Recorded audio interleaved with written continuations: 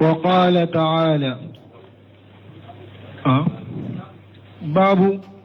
باب الأمر بالدعاء وفضله وبيان جمل من عديته صلى الله عليه وسلم. وقال تعالى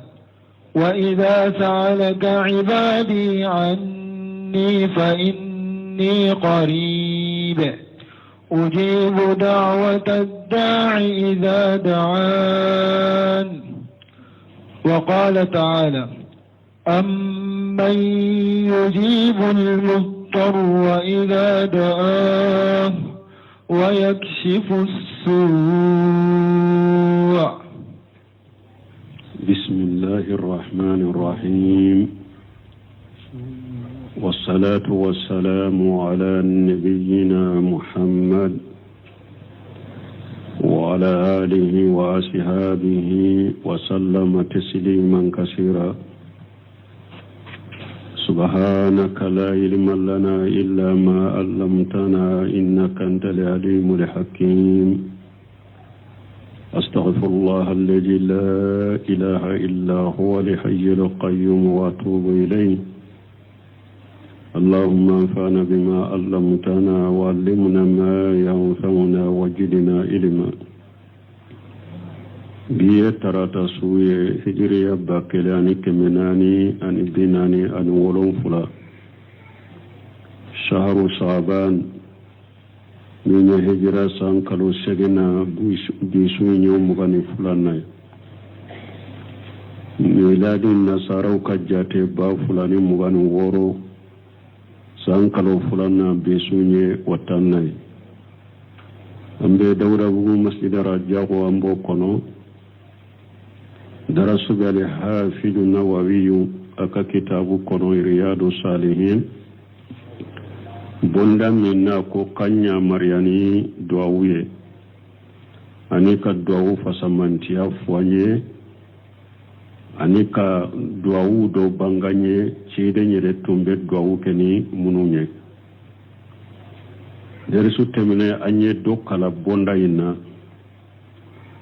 بي أتارا يرومي وقال تعالى على قول من كرتالندو وإذا سالك عبادي أني على كوتشيد ما نين على كجون نوye إنين كني على الله كويالا كسرولا دوا ube masrula نو ينين كنينا إكو جابي فإني قريب ni alaka surula ujibu da'wata da'i ijadani nde woleli kala ka woleli jabi ni yenne ala wole wa qala ta'ala lako ala min qurtalendo amman yujibu mudattara ijada'ahu ya la mughata gile jomba ka woleli jabi naye ala wole o yaksufu suwa jombe kojugu takabo mugoka asrahu nandona ni sarahula sabaqa lana likalam ala bayani fadilati duai wa surut lijabati kuma temena anya kuma ke kateme minye duau fasamantia ani duau jabi saratu kuma kera nununka kateme. وفي هذه الآية الكريمة يقول الله تعالى من آية بين على قول من قرطالنا وإذا سألك عبادي أني فإني قريب أجيب دعوة الداعي إذا دعاني فليستجيبوا لي وليؤمنوا بي لعلهم يرشدون.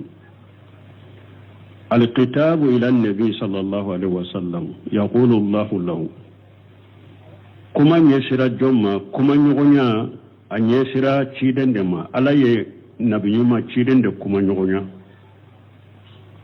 ala ko chidemma wa ija salaka ibadi anni yani hal ana qaribun aw lastu biqarib ninne alaka jonyi nyininka yala ne alaka surula de wa ube ne ala mansuru ula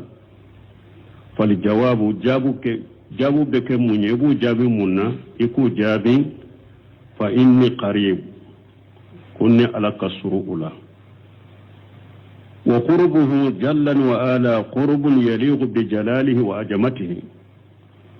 على كسر يلي من فلان يعني على كسر جوما سر يلي من فلان يعني من ككني على كمسياني على كبوني ليس قربا مكاني ننتكمي كو على يروين دي كسر إله لأنه سبحانه وتعالى فوق كل شيء parce que ala masami senaleno ala be fembe sanfere fawqa samawati sabu fawqa al-arsh ala be sankaba wolon fula sanfere ala be laresi sanfere ولكنه قرب يليق بجلاله وعظمته من مسرنيال من فلان سرنيال من فلان من ككاني على يريك مساياني على كبونيا فهو ما أولوه العظيم الذي لا منتهى له كفر ألك قرتك ألك قرت من كبوني دانتالا إلا بجاته المقدسة فهو ما ذلك قريب على قرتا لنو قرتا من كبو كسبه قرتا من ندانتالا إلا بجاته المقدسة فهو ما ذلك قريب من ألك جاتي من سنالندو كفرك قرتك أكجري جون فنالا في أولوه ما ذلك قريب في أولوه بعيد في دنوه جلا وعلا كفر أرك من قرت بينك قرت من ندانتالا ما ذلك كفروك قريب في أولوه ألك السردان فينا أكا قرتلا بعيد في دنوه جلا وعلا ألك جدان فيما ni aywa masrunyali alaka masula yoro masrunyali o fana kajja danfeuma ala min ka bo kortalen mana alaka suru danfeuma qaribu fi uluyihi akasuru danfeuma ni aka kortaye bayidu fi dunuyihi mana ka gira hada madenna ni yoro fana ye akajja hada madenna ni yoro fana ye aka yoro fana kajja hada madenna مسمين كبا كورتالنو قال النبي صلى الله عليه وسلم جاءت يوم لأصحابه كيدن قولك ترونا كسبا كدوندو لا قواك شيبوما إن الذي تدعونه أقرب إلى أهدكم من أنق رحلته أقوى أبن مسمين وله أكسر الدولة كلنا كتميكا نياميكا ولكنه فوق سماواته من أبا سانكبا ولن فلا سانفي abe sankaba wolon fula de sanfɛ mana bunkasir ye min banganye ala be sankaba wolon fula sanfɛ be larisi sanfɛ de mais aka suru danfɛ ma mais surunyali min fule ni ye nin tɛ komi danfɛ yɛrɛ ni ko karasa be karasa kɛrɛfɛ a tɛ ko o cogo a tɛ komi o cogo parce que surunyali min ye nin ye min ka kan ala ka masaya ye aka suru danfɛ ma aka kɔrɔta la aka ja danfɛ ma fana min ye kɛrɛfɛla la k'a fɔ a tɛ danfɛnw kɛrɛfɛ a ka yɔrɔ tɛ danfɛnw kɛrɛfɛ nin ye surunyali min ye min ka kan ni ala ka masaya ye mɔgɔ tɛ ni hakika dɔn ni ala yɛrɛ tɛ a ka suru danfɛnw ma k'a to larisi sanfɛ fana laɲini ye nin de asamawatu sabu wala araduna sabu fi kifati jallan wa ala sankaba wolonfula ani dugumakolo wolonfula u bɛ ala tɛgɛ kɔnɔ ka kari dalati fi kafi ahadina abe komi ni eye ewa anye min fo fi misimani dode da afinen do komi habati sauda o fen kisimani fitini be hada maden tege farala chogo mi de sankaba wolon fulani duguma koron fula fana be ala ka tege kono komo chogo de fa huwa muhitu bi kulli shay la ilaha illa huwa ala koli lembe fembela bato fen site min ka bato chani ala kelem pewte wa ija salaka ibada anni fa inni qarib min ka jownyu inyin ka afuye konne ala kasuru jown qurban yaliqu bi jalali wa jamatihi suru yalimi nakakani ala ka masaya ani ala ka bonya walaysa qurban makani atakomi ko ala ka yoro kasuru ilade أي وتي بمعنى أنه ليس عندنا في الأرض معنى لا ني ألا قوالك السرو أكا جوما كورتي قوالا فرالين بيكا دوغو كولو كايا وسرو نشوكوتي ني ألا قوالك السرو جوما أتكومي قوالا فرالين بانكا دوغو كولو كايا دي بل هو فوق سماواته جلا وعلا ألا بي أكا سانكبا ولون فلا سانفدي مسمين كبا كورتا لنو أجيب دعوة الداعي داني هاجا شاهدو nde weleli kala ka weleli jaabi ni yen wole ayen do ko bonda en kono ni yorode do annahu yujibu da'wata da'i idha da'ahu haqiqatan waltaza ilayhi waftaqara ilayhi ala ko alibe weleli kala ka weleli jaabi nimmi ale ala weleni haqiqai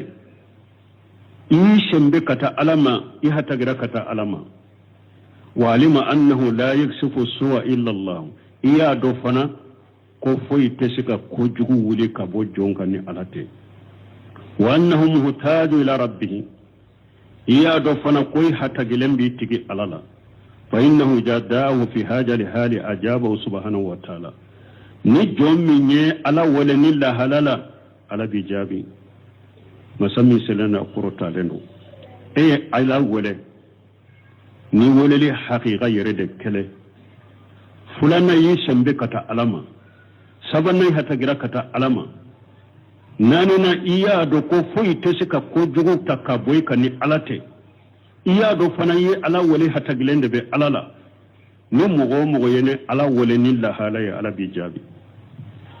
walakin me la budda min mulahajati suruti sabiqati me la budda sarati munun temenay ka wulu koloside anye do jabi sarati munun fokateme ika wulu fana koroside uluka sabati ila falyastajibu li ala ko jon kale jabi ay lima da'utuhum ilayhi min ibadatihi subhanahu wa ta'ala alay jon wala katamminna minye na ala ya ka jon wala kwanka ale ala bato anka ala jabi anka ala bato masami sala korotare anka ala jabi fulanka ala bato wa minha an yad'uni ya anna allah amara bi jalika abo alaka jabinu kono abenne alaka jabinu kono jon kanni ala wole ya anna allah amara bi jalika fasgala ya nyamrano oye kanka wole de wa qala rabbukum ad'uni astajibu lakum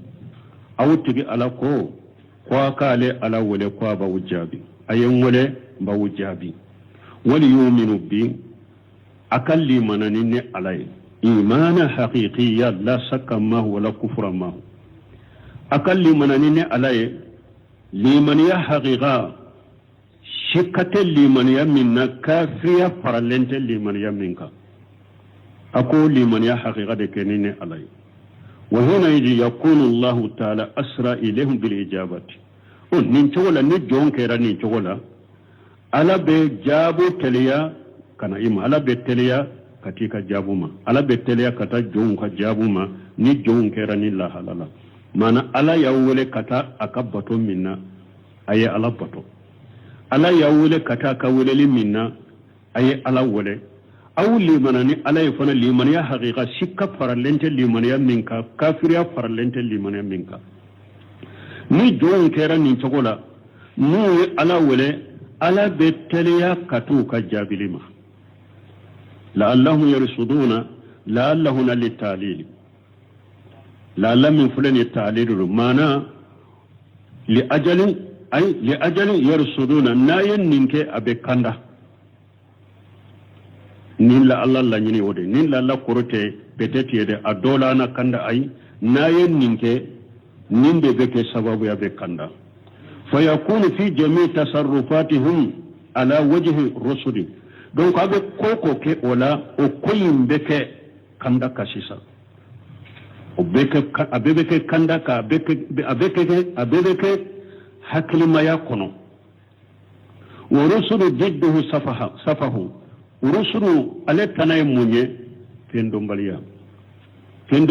tanade rusulu no ko rusulu manaka ko bebeke hakli ika ko bebeke hakli mayaka abebeke ni hakli yay bolo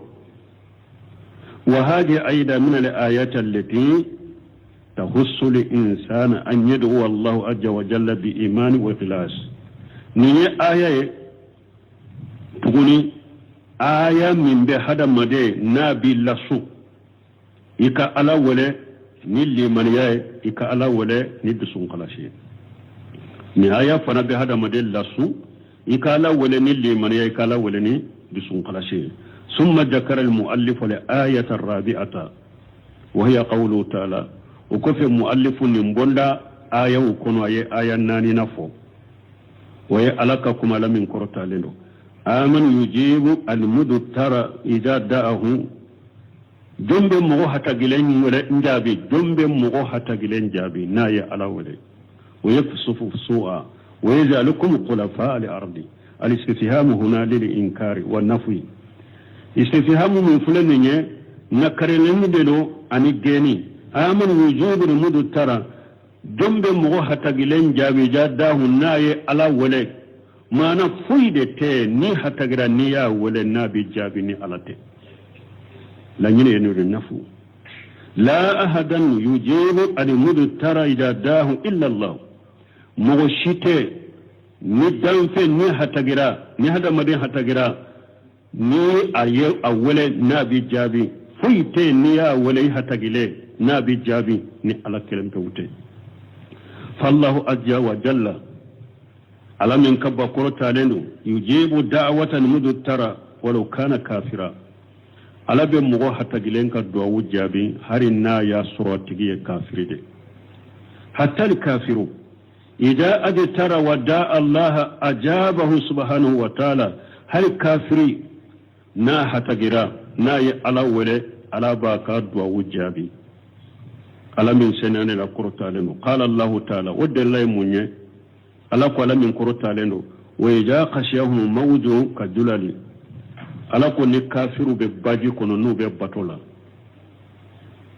ni ewa jikunu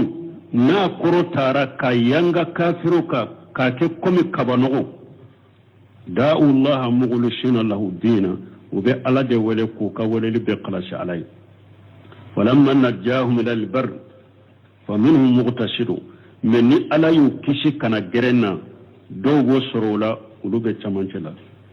wala minyayira hari ni kafiru be bajila nu sirana ku bena to bajila ube ala wele ala bu kishi fana fani mudtar alladhi tuljihu daruratu ila du'a illah mudtar yo jonye mogomi ni daruya ya lashe aka ala wele walau kana kafira yujibu allah da'watahu hari ninni mugo hata gilen kera kafiri de ala ba ka wala rijabi fama baluka idza kana mu'mina e ka kibariya be ke jumai sani e mu'mini hari kafiri na hata gira na ye ala wala ala ba jabi e mu'mini du ne e mu'mini de ala wala hata gira ya ala wala na ti jabiya abe de jabi katem hari kafirin ka famin babi aula ala be e mu'mini de jabi katem hari kafirin ka إن جابوا كاكا كتم هاري كافرين فلا أحد يجيب المدتر إذا داه إلا الله فإذا من بسك مغوحة تقلنك ولدي جابني على كلمة كوتي أما خير الله عز وجل من على تنا على من كبا قرطا لنو فقد يجيب وقد لا يجيب من على تنا نيها تقرا إيا ولي أبسك تاني جابي أبسك كأتي جابي ربما أكتا تستقيس بإنسان إبي دمك سني هذا مدين دويه وأنت خارق أو هارق إيه بافك كتوجيلا إذا سكت دمك سني مغدويه وبتاسما بافك كيجاني إذا سكت دمك سني مغدويه تستقيس به ولا يجيبك ولا ينقذك إبي سكي دمك سالا أتي جابي أتي كشي abesika kenni ebe tojila ibe mugodo wala kidama kasala ko abe akideme abesika ke atigi jabi kideme abesika ke atigi jabi abesika ke atigi jabi atikisi ni tasuma ba ke ejani ibesika kuno kadama kasini mugodo ya kawele abesika ke atijabi atikisi lakinna allah azza wa jalla idha udtirati ilayhi من على ميها تقرأك علما ودعوته إيه على ولا أجابك على بجابي آمن يجيب المضطر إذا داه يكشف السوء ويجعلكم خلفاء الأرض على دي مسنا يا كد وكلون نبلوي ويكشف السوء أي يجيله يكشف السوء كرمني كوجو مولي أإله ما الله يالا باتو فندي كفر ألك من بشك النونون كيبا أي إله ما الله يجيب المضطر إذا داه ويكشف السوء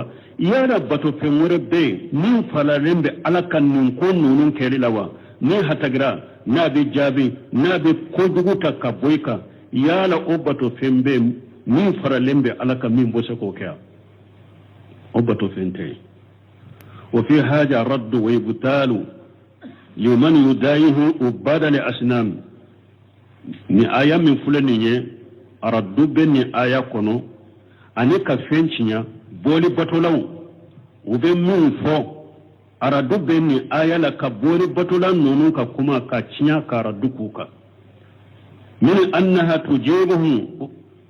wa tuqshuhum uka kuma juma ni boli batulan nu ba fo ko luka boli bu jabi uruka boli be uka dama kasittige ni u dama kasi boli la boli be sako kamma konya ni ayabe aradu kuka fa inna haja la haqiqatan lahu boli batulan fule kam min fote haqiqaten ni حقيقة لا أي أحد تدعوه من دون الله فإنه لا يجيبك في نيا ولا منت عليه أتسك جابي في دام في نيا ولا منت عليه إتاكرا بولي ديوا إتاكرا قبر تيكي ديوا إتاكرا دنيا سودا إتاكرا جيني ديوا إتاكرا إني ديوا إتاكرا تونغو ديوا ita kira ko sheguru ma badowa fin niyya wale a ta shaki jabi ni ala kilim wuce hatta rasulu sallallahu alaihi wasallam law da'utahu wa qulta ya rasulullah an tujni min shiddati fa innaka mushriku kafiru hari alaka ciden fatulen ko fa be ka kaburu kono ni dai ciden da wale ko alaka ciden nkishi bonnin geleyan minan bonnin geleyan kono ettogo de mushrike kafiride wa rasulu mutabarru minka wa ciden barilen bi mafana ciden baka kaburu kono a fatulen kofe ni eye ciden wole alaka cide nde geleyan minna nka geleyan wole geleyan bonka iye mushrike kafire ciden barilen mima a barilen be ema ويقاتلك لو كان حيا نتيدن تنبين ما يلا بفقا بكلا نمغو مغيني فوق كتيدن فرا على كنتولا كتيدن جليا من دنك أولي يمسيغ يكافر تيدن بار لنبيما نا تنبين ما يلا بفقا بكلا لأنه لا أحد يدعى إلا الله بس كفيد تيمين بولي ني على كلمة توتي كل من يدعى من دون الله فإنه لا يستجيب فين دولة كسرني على أتسكي جابي ودل مني ومن أدل ممن يدعو من دون الله على كجوم في ليلو أكون مغشي في ليلين تكمغبو مغمي نيبي فين ولد من تعالى من لا يستجيب الله إلى يوم القيامة من ناتسكي جابي فوق القيامة وهم عن دعائهم غافلون او ابو ولل منكر وننا لم باك وللوك حقلتك ولل لير نينا نبولي دلا جوله مني من جوله كل فندم بلو دو با كيسا سلامو تشلا هاري فوتو سيمبلو وبي شيغو دو وبا فمن ما شيغو ما با ادو بو منيما دلا كمنيما بلا كسورا لا كاجو ادو ubu ka photo deta appareil photo ka bonya ka do kadri kono photo dilolende tendon bali ni haklin tay bena tege fense photo do koron ya karasa fulani denden bolo ya karasa fulani bana baka todo ya karasa fulani nka garjaga de gele la hawla wala quwwata illa billah photo simple anyen nim beye rejo soso kanka jamana nunu kono nuva pe photo simple kati tege ja o koroko ko wele muni mau hada madin saura dila bila muni mala ma e kata jo koro ko be o wele ko e kam makonya na bo mo ba ka kaburu kono billahi lam min kaburu kono e to do e kata inyungiri o kaburu la kati jo kaburu kono ko e be wele ko ati kan makonya na bo atese ki ala ko mo sima filike bo mo si fililente kam mo bo mo mi ni be se kam min ibake ka fendo wala min te se ke jabe fo qiyama moni mai insigile mi ndole mi ni tege pensele mbakro ka wala isi ke fo kata jamula te se ke jabe foto be mi ka akadiri foto mun be kadiri kono ni be jo akoro ki tege pense katama ka wala isi ke fo qiyama te se ke jabe min be kaburu tigi ibake ka wala min ke isi ke fo kata qiyama te se ke jabe wa hum an du'aihim qafiluna awa ijolembo munuma min kuratado ko iba walere ijolembe foto min kuratado iba walere ijolembe su min kunna kaburu kun atado ko iba le walere wa idha husira an-nasu awa nimu be farala nyon ka kiyama kene kafana kanu lahum ada aw tumbe munu wala jiya kono tende ube kawma jugude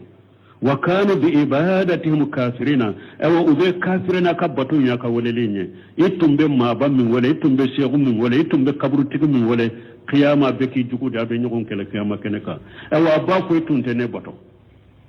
abe kafirani ka bato fa hajile ayatu wa musaluha ni ayuna nyono tadullu ala fadilati du'a wa da'wati ilayhi numun be du'a fa samancha iranna ube dalila iranna kata du'a fa samanta ma ani kan wale kata du'a ma anka alawale wa annahu la yanbaghi ubayira nafana ko amanka wala yumkinu lil insani atashika ke hada madanye fana an yastaqina an rabbih tarfata ayni hada madan tasika kariya kabo itigi alabolo nya tuguna yele na ayaw boye oyiranna ko akaka hada made yikatoka ala wala wannan la yanbaga man ka hada madanye wala yumkin atisaka ke hada madai wala yumkin lil insani atisaka ke hada maden bolo yere an yastaqiniya an rabbih tarfatani ka kariya ka boy tigi ma te nya tuguna yele o tisaka ke hada maden bolo wada maden kan ka ke wakati be kala wala hatta gilem le be tigi alala masha Allah ta'ala an yajalana wa iyyakum mimman idha da'u ajabahu ambe ala deli akan awni awke nani ala wala naban jabi wa idha astaghfarahu ghafara lahu nimmo ambe ala delin nene aw ala kanke mugomin nayi ala wala ni ala ba jabi nayi ala ya fadele ni ala ba ka junubu ya fa wa idha taba ila taba alayhi na tubira kata ala manni ala ba ka tubu mina وعن النعمان بن بشير رضي الله عنهما عن النبي صلى الله عليه وسلم قال الدعاء هو الإبادة رواه أبو داود والترمذي وقال حديث حسن صحيح. وأن النعمان بن بشير رضي الله عنهما كرسمنا النعمان بن بشير ملكا كبو فلا بما أن النبي صلى الله عليه وسلم كبون النبي يما ملكا تنونا كسباك قال الدعاء هو الإبادة قد دعاء كو يرد بطوي أرواه أبو داود الترمذي وقال حديث حسن صحيح أصره لما ذكر المؤلف رحمه الله لآيات تمام المؤلف كتابه ونهبغي آية وفو دلت على فضل الدعاء والأمر به آية منون بالدلولا يرنا كتا دعاء فسمانتيما أني آية منون بنيا مرياني دعاوية تمام آية وفو ذكر لأحاديث أي حديث وفنفو وذلك أن الأدلة هي الكتاب والسنة وإجماع المسلمين والقياس الشهوي نيرون نفالندو أي نيرو كروسي سلامية دليلا ببو يرون ناني دي سلامية دليلا بو يرون ناني دي دو فلو الكتاب ولك كتاب فلنا وسنة تيدن كارسا سهلون سودن كسنة سبنا إجماع المسلمين نسلام الدون كبغو بنا كمينك دليلاي كمينك نامنا والقياس الصحيح أن قياس صحيح nin karamɔgɔ baw u ka kitabu kalali a nafa ka bon parce que mɔgɔ dɔ bɛ se k'a fɔ ko dalila ye kuranɛ ni sunna de don ko ciden ko tarakitu fikum shay'an lan tajillu ba'dahu kitaballahi wa sunnati ciden ko ale ye fɛn fila de to an bolo ala ka kitabu ana ka sunna min ye ijma'u ye o bɛ se ka kɛ dalila cogo di ka kuranɛ ni sunna to an bolo qiyasu bɛ se ka kɛ dalila cogo di ka kuranɛ ni sunna to an bolo ibn seminu fule kan o de bange ye a ko nin dalila naani bɛɛ bɔra kuranɛ de kɔnɔ nin dalila naani ka fo silamiya dalila bɔ yɔrɔ ye nin naani ye a bɛɛ bɔra kuranɛ de kɔnɔ kuranɛ de y'a bɛɛ yira n na bon a ko hadihi hiya al-adillatu al-arba'atu a ko ninnu de ye dalila naani ye التي بنى المسلمون عليها أحكام شريعة الله عز وجل دليل الناني نسلاموية سلاموية سريو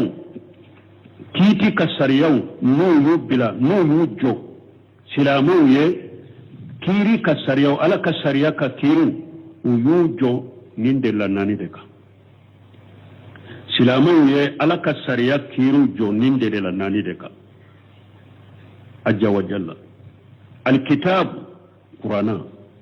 والسنة شيرينك سنة حديث صالح والإجماع أن إجماع الأمة نوكو إجماع جمع كل سبعين درو شيبو تابينو تابينو نين جمع كل سبب بنا منا نوما نغنصصو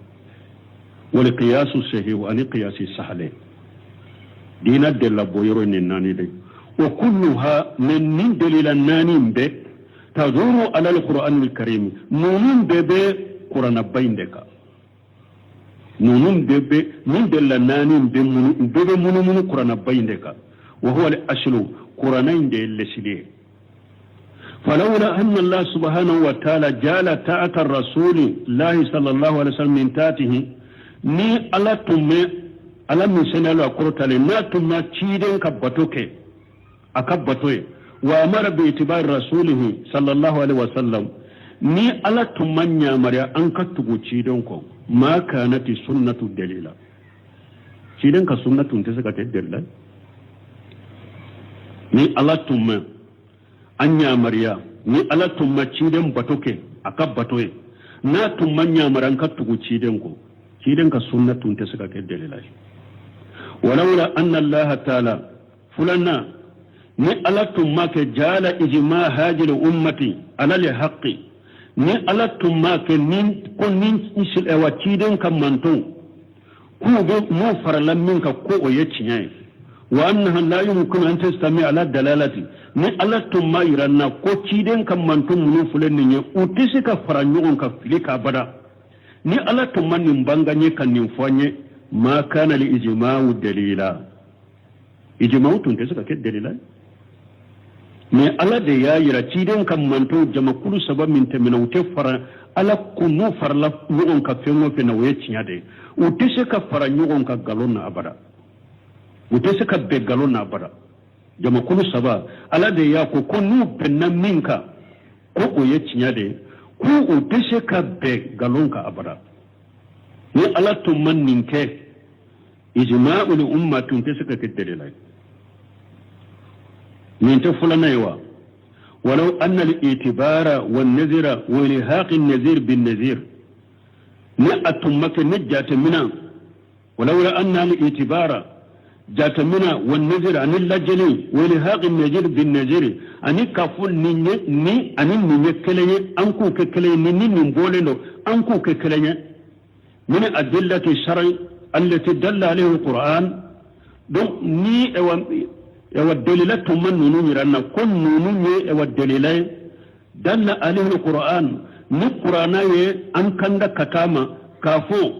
نا يمين جهة منا أي من لجي أياد من بولندو كوكي كلنيا كوكي كيري كلنيا ni ala tumen ninte sariyai ni qur'ana ya dalila iranna ma kana li qiyasu aida dalila qiyasu fana tunte saka ke dalila walakin me كل هذا قد دل القرآن على أنه دليل تثبت به الأحكام الشرعية قرآن دين من بيرنا كفون من بي الدليل دي نسريا كثير بسكة سبتنا قرآن دلا ودينوندو حديثات دلا يموني وما أتاكم رسول فخذوه ما نهاكم عنه فانتهوا وما ينطق عن الهوى إن هو إلا وحي يوحى فإن تنازعتم في شيء فردوه إلى الله ورسوله دلته من القرآن كنا وكقرآن السنة كما دليل ها إجماع دليل بيرجما ومن يسارع الرسول من بعد ما تبين له الهدى ويتبع غير سبيل المؤمنين نوله ما تولى ونصله جهنم وساءت مشيرا إجماع دليل فلانين دي أدلة كتشم أدلة دو فلانين دي ألا كنا مغو يتشيدن سوسو كندا بانغالين كوفيه ويتبع غير سبيل المؤمنين مؤمنون بيبنك منك سراي إتا أي تغرى أتناكو كوبلا نواليه ما تولى أي يري بلا منك ني على بيتوكا دي ونسله جهنم من يوم القيامة دنبي بلا جهنم كنا وساتي مسيرك الله ونرجو يرى إجماع دليل في القرآن كنا قياس الدليل إجماع misaliya be qur'ana kono abe qiyasu delila misaliya ni ala be lagara nyanamaya na ba misaliya sanjila saka kunu ni ala ba misaliya sanjila waye jumai qiyasu te misaliya be qur'ana la ala be tale du misali ko qur'ana la abe de toye ko qiyasu delila misaliya munu be qur'ana kun na la be fendo misaliya fendo la purika fendo fama ba misaliya fendo la komi na be saka kunu misaliya sanji nali la dugu koloka na be jianya ewa jianya na maya na be kafo hada maden ka nyana maya jinya kono wakati konkurundo wakati fitiniro na ba misaliya komi ni sanji nana ni pale fe mbora ni bugu min kana ba pepecha qiyasu dele de wuduye ani fana qiyasu dele la be chiden ka sunna kono ceedo nana ciide ma sallallahu alaihi wasallam akon nanin kan muso be mo jema me net muso ye dendo soro denye fi made a sikra denna ko akana soro ale ka muso tara jeneyate aye dendo do akadewna le ade ka dente minna nanin muso be mo jema de me afule kan nin den soro fi mado a siklantum be denna ani denna na ciide ma aya nya fo ciide ni ciden ko nyame ube e bolowa e nyame marala e folowa ko nyame marala denne akoy kan nyame kuloru be tugodi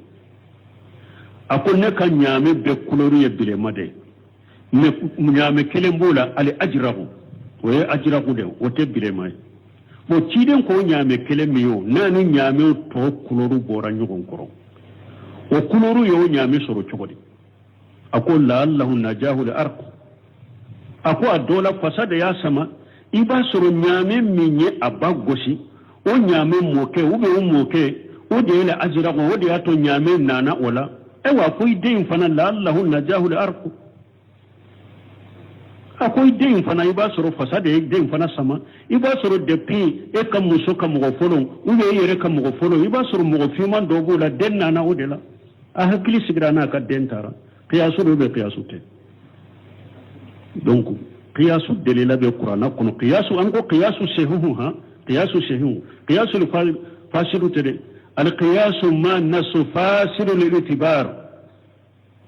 delila bambolo ka fo ala ye ni haramu ya ciden ye ni haramu ya ni e ko e beta fendo qiyasu ola o te bede o qiyasu te bede ha misali la kabo fama contrôle marashu ni few delila de nana kulu haramu ya bo ni mogo do ko abeta fendo fo ko abe ewa marashu qiyasu ka marashu bila oka ka marashu la daga ni o qiyasu be daga wa nasu bambolo ko marashu nunu mujaharatu nunu fama kelele haramu de ni e nana ni misaliya ko ibe fama kelele marashu daga na o be sahay bolo o te sa parce que de law de ko haramu ya nin ka famu ube ka fiyon misali nyogo na munun te kelenya harbi nye Sheikh Salih Fawzani ka kasiti do lame nu ya nyeninka ko do muso kana tama ni jumura mitala ko do betu ka delila ke ko muso kele ko ayi hijra ke muso kele ko mi ummu ayman o akelen de gora makka ka hijra ke kata madina ko be delila ke noye ko muso kele ko ye hijira ke ko abora madina abora makka kata madina ko ola ko abe daga muso fanaka ewa kelenka muso katam ni jura mitala ni darura nana ati akunnin qiyasu cinyalende ni muso katama kata hijula ani muso katama kata doni nyinila akunni ni otese ka compare nyona parce que muso kelenka hijira ke waye darura de ka bolini ka dina ebe yoromi ibe kafiru de chela itese kai ka dina bangete se ka dina ke a wajibilen de bi kai ka hijira ke ni ma jumara mi soro ola ka bolini ka dina ka hijira ke pour ka bo kafiru chela ka ta silama dugula ni ne darura de ni itese ka qiyasu itese ka muso tama kata hijiro la muso tama kata doni yoro la min yoro la muso tama kata almura yoro la itese ko qiyasu ni na ute kelenya parce que hijira ta yi darura de waye wajibi da ka fo akata ka bolina ka dina nunun ta shiga qiyasu nunun na wala nunun ka famu wanda ya so ba fa al qiyasu sahihu qiyasu sahale wanda be ke dalila ya de me ko de fendo qiyasu fendo la kala daga kasru nasu gogolo ko harama dendo o ya qiyasu fasid wanda yi ba fe ka fendo qiyasu fendo la kasru ko kele wonte utella hala kelena qiyasu fasid من قياسو تمنايه قياس الشهيه ودبك الدليل فذكر المؤلف رحمه الله آيات من كتاب الله أين من دو كوفامو دينا كدليل بويرو ينانيه مو كوفامو ولا يكنا تو كتبامبا كون نمبه قرآن de kono ka fote ka sori madella wore wulaje edri kana bamba kon nimbe hadisa de ko ka kete dina kasariya boyoro yenani de القرآن والسنة الصحيحة والإجماع وقياس الصحيح دين الدل بويرو الناني دي فذكر المؤلف رحمه الله آيات من كتاب الله مؤلف آية ودوف لك كتابكم في فضل الدعاء دعاء فسمنتيالا والأمر به أن كان يامرني الدعاء ثم ذكر لأحاديث وكفى حديثه ومنها حديث النعمان ابن بشير نعمان بن بشير كحديث ابو كنو ان النبي صلى الله عليه وسلم قال كن نبي ما لك تنونا كشبك كو الدعاء هو العباده كو تشيدن كو دعاء على دي باتوي كو دعاء يباتو دي يعني ان الدعاء من العباده لا يني على ولا دعاء ابي باتو دي لا ويشهد لهذا قول الله تعالى ewa alaka kuma beke ni hadisa mashere kan ni hadisa sabati alaka aya be ni hadisa sabati wa qala rabbukum ad'uni astajibu lakum aw tigi alako wa kale ala wala ko abaw jabi innal ladhina yastakbiruna an ibadati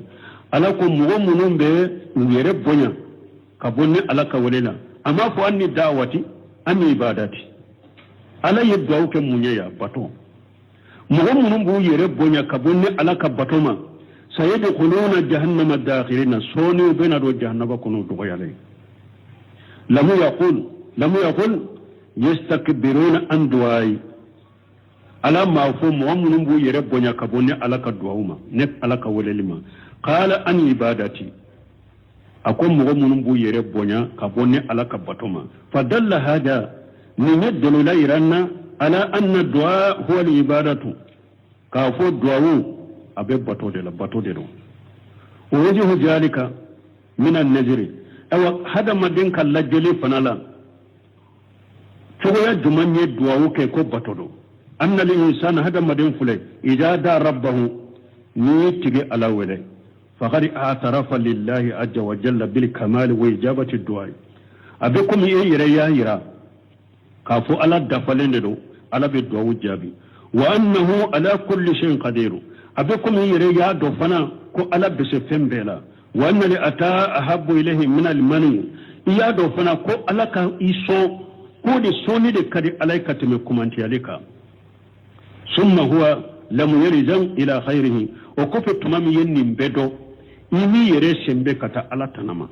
wala mu yadu khairallahi ima ala tanan wale la malakan ima malika wale wala nabiya ima nabiyuma wale wala waliya ima waliju wale wala khariba ima balima ini min kasuru ima balima suru wale wala bayida ini min kajayma wale يا لك كلمة توري ورين وهذا هو حقيقة العبادة نكو باتو إلى حقيقة النين كالا كحكي دو أيه كحكي تيجي ألا كحكي مين يكو دو ألاي كو كالا كلمة يتو كدام فيسيه نكو باتو إلى حقيقة النين وبذلك منك نعرف أنك إذا دعوت الله أم بعد منك كو إيه ني ألا ولي وثبت على هذا الدعاء ألا بيسرنين دعوك سواء استجيب لك أم لا ألا يجابي دعوي من يننا ألا فلا يجابي ولا ألا يجابي ولا يكاد دعوي ممكن بطو دي دوي بسرا أكاد نكون فامو دعو كلاني ألا ولي لا يبردي لنتده yi ala wele ko kan min kiye ayi jabi ka kiyo ami jabi ka kiyo baraji biye parce que ye wele li min ke batoriro baraji be sabiyen li annaka ta'abbadta lillahi azza wa jalla wa abadta allah parce que eye bato ke ala de ye ala bato de ke fana fa ija qulta ya rabbi ighfir li ni konti ala ya famma ya rabbi arhamni ntibe ala nema يا ربي ارزقني نتيجي على انقرجك يا ربي اهديني نتيجي على انكندا فهذه عبادة تقربك الى الله عز وجل نيبتو دي نبي غير على الله وسمن كبنا اكرت لنا ويكتب الله لك بها ثواب عنده يوم القيامة على بني سبي براجد ايرفه قيامته على اباكي براجد وفق الله لجميع لما فيه الخير والسلام على كمبه ambe be anka hera be minna anka nyuma be minna ala kambe sawama katoma subhanakallahumma rabbuna bihamdika ashhadu an la ilaha illa anta astaghfiruka wa atubu ilaik عظيم. بسم الله الرحمن الرحيم. رياض الصالحين. وقال تعالى باب الأمر بالدعاء وفضله وبيان جمل من عديته صلى الله عليه وسلم. وقال تعالى